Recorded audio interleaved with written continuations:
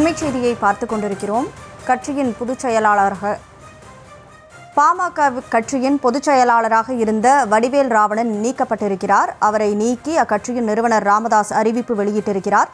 இன்றைக்கு தைலாபுரத்தில் ராமதாஸ் தலைமையிலான நிர்வாகிகள் கூட்டத்தில் இந்த முடிவு எடுக்கப்பட்டு தற்போது வடிவேல் ராவணன் பொதுச் செயலாளராக இருந்த நிலையில் அவரை நீக்கியிருக்கிறார் ராமதாஸ். முழு விவரங்களை வழங்குவதற்காக செய்தியாளர் கலிஃப்துல்லா இணைப்பில் இருக்கிறார். கலிஃப்துல்லா, வணக்கம். கூடுதல் விவரங்களை பதிவு செய்யலாம். வணக்கம். பாமகவில் டாக்டர் ராமதாஸிற்கும் அவரது மகன் அன்புமணிக்கும் இடையே கருத்து வேறுபாடு ஏற்பட்டு இருவருக்கும் மோதல் போக்கு நாளுக்கு நாள் அதிகரித்துள்ள நிலையில் தற்போது ராமதாஸ் தலைமையில் மாவட்ட செயலாளர்கள் கூட்டம் மற்றும் மாவட்ட தலைவர்கள் ஆலோசனை கூட்டம் நடைபெற்று வருகிறது.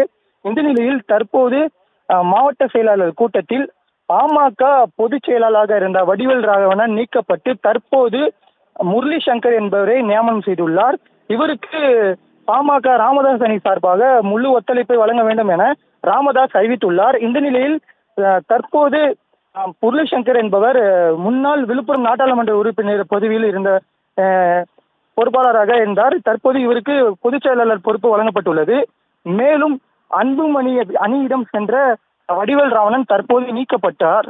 தொடர்ச்சியாக மாவட்ட செயலாளர் கூட்டம் தற்போது தைலாபுரம் கூட்டத்தில் நடைபெற்று வருகிறது.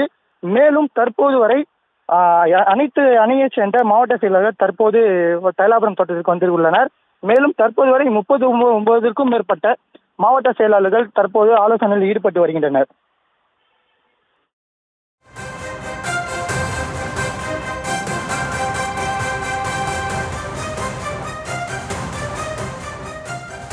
பாமகவின் பொதுச் செயலாளராக இருந்த வடிவேல் ராவணனை நீக்கி ராமதாஸ் உத்தரவு பிறப்பித்திருக்கிறார். தொடர்ந்து முரளி சங்கர் பொதுச் செயலாளராக செயல்படுவார் என தெரிவிக்கப்பட்டிருக்கிறது.